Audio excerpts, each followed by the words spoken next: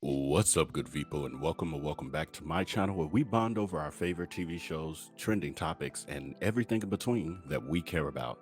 So today we are back, and today we are here with the character witness letters for James Timothy Norman, who is scheduled to be sentenced in the M for Hire plot against his nephew, Andre Montgomery, on March 2nd of 2023. So one of the things that stood out to me with these character witness letters, especially in comparison to Terica Ellis, who had about 33 character witness letters from friends, families, and those alike.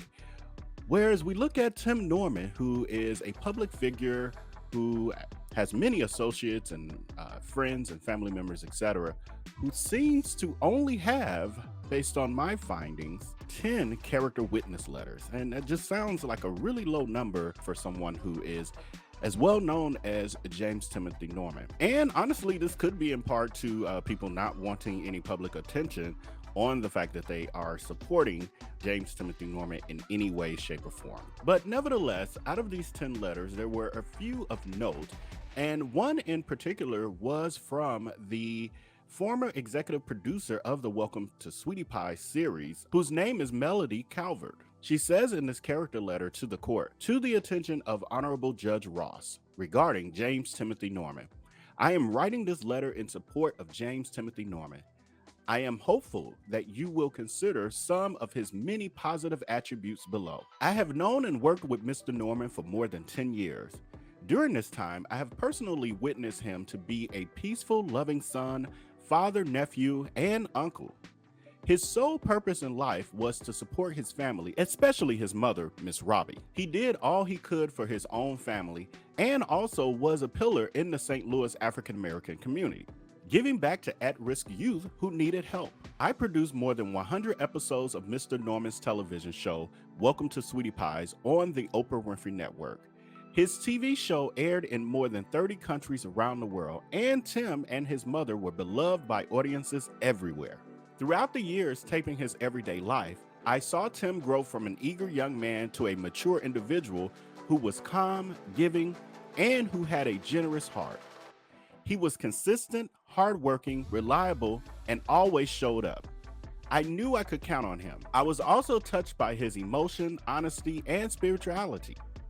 Working alongside his mother, Mr. Norman created a family business that he hoped would be his legacy for his two sons.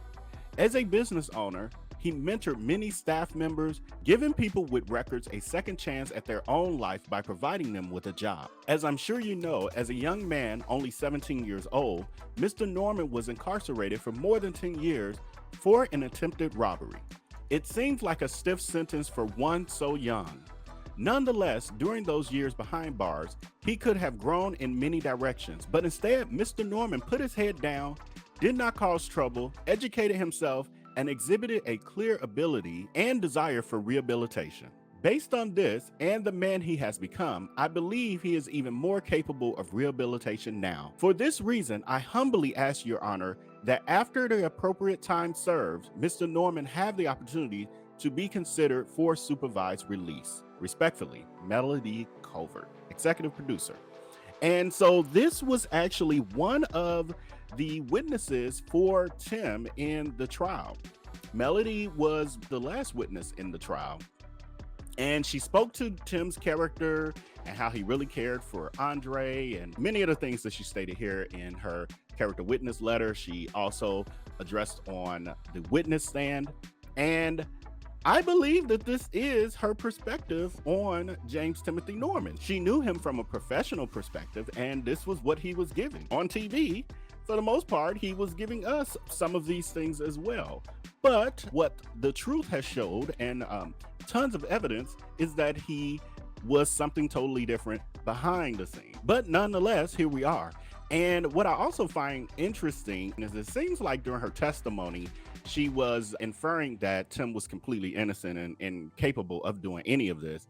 However, in this character witness letter, it seems like she's taking more of the direction of, yeah, you know, he did it, but he was a good guy too. And because of that, please, you know, give him an appropriate amount of time. But also allow for him to get out so that he can be rehabilitated. So this is very interesting. And one of the only other family members to write a character witness letter on behalf of James Timothy Norman, besides Miss Robbie, was his very own aunt, Janice. And Aunt Janice says in her letter, "Dear Honorable Judge Ross, I am writing this letter to request leniency for my nephew, James T. Norman, who is appearing before you after being convicted of conspiracy to commit murder for hire. I would like to express my sincerest apologies for any harm that James may have caused. As his aunt, I have known James his entire life, and I can attest to his character. James is a loving, kind, caring, and responsible individual who really strives to help others in his community. Although James did not experience the impact of having a strong, positive father figure, as a result, he did not always make the best decisions, and still doesn't. However, with the support of his loving family, he managed to get back on his feet. This situation is completely out of character for him, and both James and the family are deeply saddened by the outcome of the trial." Okay. "I understand that James must be held accountable for his actions, but I implore you to consider the possibilities of a more lenient sentence, such as having the possibility of getting out of prison one day to spend time in the free world with his children and possible grandchildren. I am confident that with your guidance and support, James will emerge from this experience as a better person. I thank you for taking time to read this letter, and I'm appreciative of your consideration. Sincerely, Janice." So that was from Tim's aunt, and I get it, y'all. It's a lot. I really, my heart goes out to the family because these people didn't do it. They are now torn in between a situation of two people they loved, and one is still here. And I believe that some have taken the perspective of trying to hold on to what they still physically have on this earth, and for better or worse, for them, that's James Timothy Norman.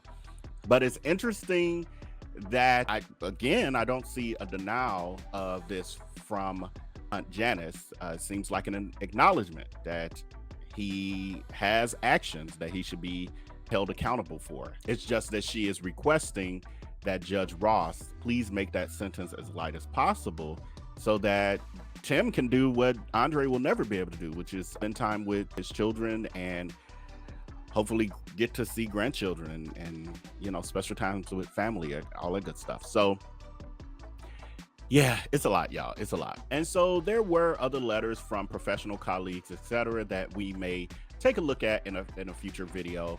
However, for the sake of this video, we're going to move on to a letter written by James Timothy Norman's mom, Robbie Montgomery, who we all have come to know as Miss Robbie, who was the owner and proprietor of the Sweetie Pies restaurants and the star of the Welcome to Sweetie Pies series. So in her character witness letter, Miss Robbie says, "Dear Judge Ross, my name is Robbie Montgomery. I am the mother of James Timothy Norman, an inmate who is coming before you for sentencing in a few days. I am writing to you to ask for mercy for my son. As a mother, I am devastated that my son has been accused and convicted of the crimes, but I am pleading to God through you for mercy. Tim is my only living son. I lost my other son to violence in the streets of Los Angeles when Tim was only 15 years old. I don't know whether Tim did what he was accused and convicted of. He is still the baby that I bore, and I love him as every mother involved loves their child. When your child is in trouble, that's when they need you. As a parent, I am sure you know the feeling. The man that was presented to the jury and you at trial is not the man I know. I do not make this statement blind to all the faults that we as humans have and that Tim has. But the long-term scheming and plotting that was outlined at the trial is not the man I have known. My statement is not the unthoughtful plea of a mother in love with her son, which I do. Over the years, I have watched all the people that Tim has helped and encouraged me to help. I have watched him help ex-offenders, friends, and relatives, trying to give them a hand up and volunteering with numerous community groups providing food and service when there has been a need. I do not have Solomon-like wisdom to answer the questions that must be answered in sentencing. I do know how complex the burden of carrying grief, loss of losing a first son, a grandson, and on the verge of losing my last son. I do know how complex the burden of carrying grief, loss of a first son, a grandson, and on the verge of losing my last son. This is more than a mother should have to carry into the sunset of her life. I pray that you will find a way in performing your sentencing responsibilities to allow a small light of hope to Tim and me in going through these remaining years to find hope in redemption. I love all my children and grandchildren equally and have suffered with them in facing all their obstacles. This has been the hardest. I know that the man portrayed to you is not the man inside him. I am praying that your decision will leave an opportunity for that light in him to shine through. Thank you for the consideration and understanding of a mother and grandmother's love. Respectfully, Miss Robbie. And this is very interesting. There's a lot in this. There's a lot that's said. There's a lot that's alluded to without being said directly. However, as Ms. Robbie stated in this letter, it is definitely a complex burden for her to carry. And I truly think, based on this letter, that although many of us know the facts of this case, some of us have followed it very deeply and read, tens of documents, hundreds really of documents on this case. We know that Tim is definitely guilty. And clearly this was a long-term scheme and plot of James Timothy Norman. However, as Ms. Robbie has said, I truly believe that she has not looked at this case the way that the rest of us has. I know for a fact that she was not in the courtroom through really 90% of the trial. She was only allowed to come in the last couple days of the trial, and that was originally because I think she was supposed to testify and she couldn't show up before that. And so a lot of and honestly, the other side of it, because I don't know for sure, could be that she didn't want to hear and be a witness to everything, that all the evidence and all of the testimony that was being said. And as Ms. Robbie has said in interviews, as she stated that she doesn't know any more than we do. I think we actually do know more than what she knows at this point, because I think Ms. Robbie, whether willful or not, has not looked at this case, is unaware of many of the facts that we know. And I honestly think it's on purpose. I think it's partially on purpose because she doesn't want to face it. Part of me thinks that her heart can't take the fact of knowing for a fact and seeing through tangible evidence, etc., that Tim is in fact guilty. But this is a very difficult situation, and my heart goes out to all involved. And it's not only horrible that they've experienced this traumatic and traumatizing experience, but the fact that it is all within the same family, and the division, etc., that it has caused for some is just, it's really a horrible position to be in. And so my heart and my thoughts and my prayers go out to the entire family. And with that, James Timothy Norman will be sentenced on this coming March 2nd of 2023. And we will talk about that more. So definitely hit that subscribe button if you haven't as of yet, and like this video to help our channel grow. So with that, until next time, until I upload the next video, make sure to take care and be blessed. Peace.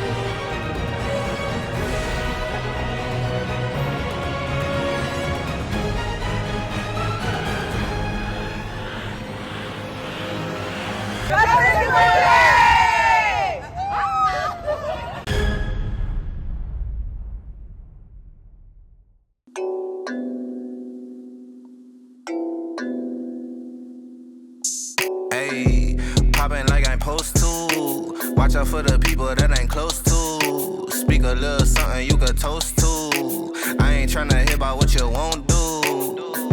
Moving like I'm into. Hit the ground running like the rain do. Speak a little something that you're into. I ain't tryna hear about what you been through. Like hold up, say what's the hold up. I got the pack, who got the roll up? I'm tryna pull up. It seem like every time I show up, it gotta go up. See the drip, they see the glow up. Oh, now they know us. See, it's funny how my pockets out of shape, but I fit for the flex. Clear the phone call, hit my chick with a text. Parlay through the bird with my drip from the checks. Save a couple hundred by your with the rest.